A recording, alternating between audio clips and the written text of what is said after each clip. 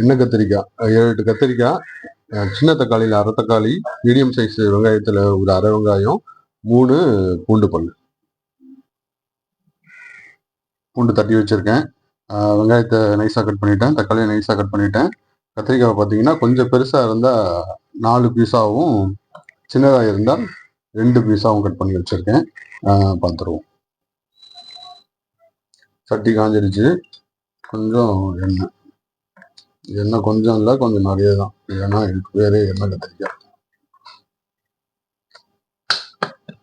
எண்ணெய் காயிட்டோம்.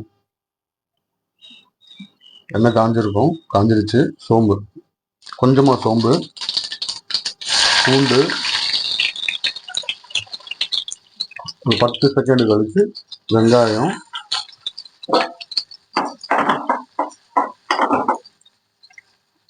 வெங்காயம் ஒரு 1 நிமிஷம் வதங்கட்டும். அப்புறம் தக்காளி போட்டுருவோம். தக்காளி இதையும் ஒரு 1 நிமிஷத்துக்கு வதக்கும். கத்திரிக்காய் போட்டோம்.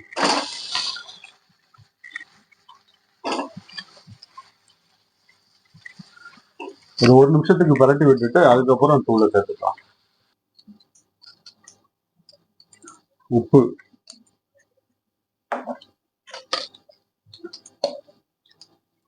குழம்பு மிளகாத்தூள், தூள் கொஞ்சம் ஜாஸ்தியாக தான் போடணும் இருக்கு.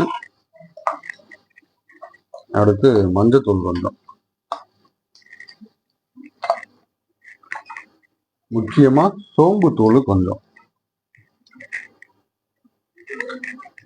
இப்போ இதை கரட்டி விட வேண்டியதுதான் இன்னொரு 2 நிமிஷத்துக்கு. இப்போ இதுல கொஞ்சமா தேங்காவை போட்டு தண்ணி ஊற்றி அரைச்சிருக்கேன், தேங்காய் பேஸ்ட்.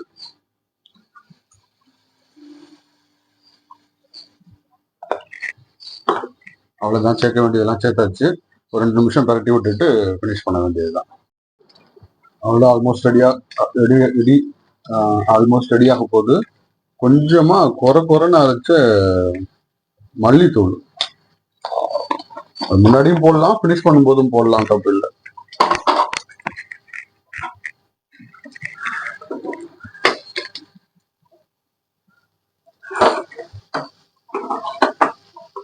எண்ணெய் கத்திரிக்காய் எண்ணெய் இல்லைன்னா எப்படி? நல்லா 2-3 டைம் உடையாம பரட்டி விடணும். பரட்டி விட்டு இன்னொரு நிமிஷம் இருக்கணும். 1 நிமிஷம் போதும், அதுக்கப்புறம் ஃபினிஷ் பண்ணிடலாம். அவ்வளோதான், முடிச்சிடலாம். கொஞ்சம் கருவேப்பிலையை கிள்ளி போட்டிருக்கேன்.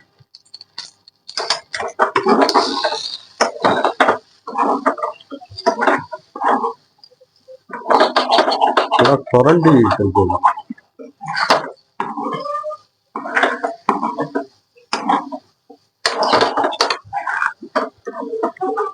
அவ்வளோதான், எண்ணெய் கத்திரிக்காய் முடிஞ்சிருச்சு. இப்போ இதை அப்படியே எடுத்து கூட சாப்பிடலாம், சாதத்துலையும் போட்டு மிக்ஸ் பண்ணி சாப்பிடலாம். சப்போஸ் எண்ணெய் வேண்டான்னு நினைக்கிறவங்க என்ன பண்ணணும் அப்படின்னா, இப்படி கொஞ்சம் ஒதுக்கி விட்டுறணும். ஆஃப் பண்ணிட்டு ஒதுக்கி விட்டோம்னா எண்ணெயெல்லாம் நடுவில் வந்துடும். கத்திரிக்காய் மட்டும் மேலேருந்து அப்படியே எடுத்து சாப்பிட்டுக்க வேண்டியதுதான், எண்ணெய் வேணாம்னு நினைக்கிறவங்க. ஆனால் எண்ணெயோடு சாப்பிட்டாதான் இது நல்லா இருக்கும்.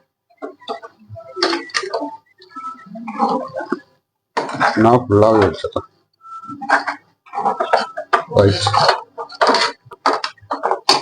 இல்லை, மல்லிக்கீரையை கிள்ளி போட்டு ஃபினிஷ் பண்ண வேண்டியதுதான். மல்லிக்கீரை இல்லை, அதனால நான் போடல. மல்லிக்கீரையை நைஸாக கட் பண்ணி மேலே போட்டு ஃபினிஷ் பண்ணிடலாம். அவ்வளோதான், எண்ணெய் கத்திரிக்காய் முடிஞ்சிருச்சு.